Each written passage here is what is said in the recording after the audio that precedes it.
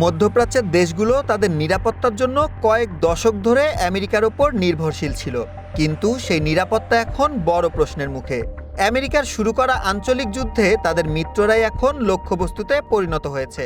ফলে ওয়াশিংটনের সুরক্ষা কবচ নিয়ে ক্ষোভ বাড়ছে আরব রাজপরিবার ও নীতি নির্ধারকদের।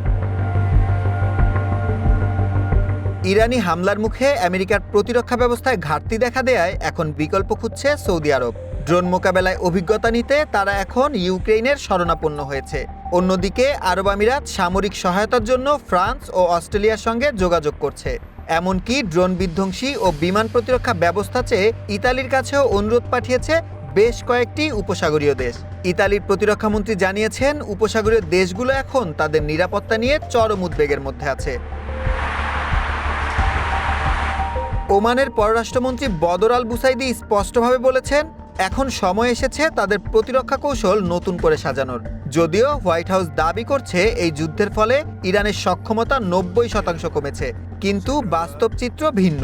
সৌদি আরবের মতো দেশগুলো যুদ্ধের চেয়ে কূটনীতিকে বেশি গুরুত্ব দিলেও প্রেসিডেন্ট ট্রাম্পের লক্ষ্য এখন ইরানের সরকার পরিবর্তন করা। Right down to the bottom of it. It's absolutely incredible that things like this happen. 28 ফেব্রুয়ারি থেকে শুরু হওয়া এই সংঘাতের ভয়াবহ প্রভাব পড়েছে জনজীবনে।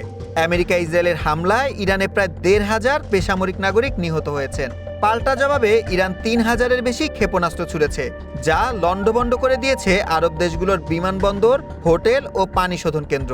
এই হামলায় অন্তত 14 জন বেসামরিক নাগরিক নিহত হয়েছেন, যাদের অধিকাংশই অভিবাসী শ্রমিক। অর্থনৈতিক ক্ষতিও মারাত্মক।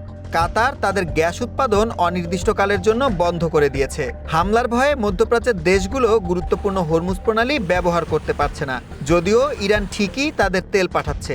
মধ্যপ্রাচ্যের দেশগুলোর ভেতরেও এখন আমেরিকার ঘাঁটি বন্ধের দাবি তুলছে সাধারণ মানুষ। সুলাইমান সবুজ, ওয়ান ইন্টারন্যাশনাল ডেস্ক।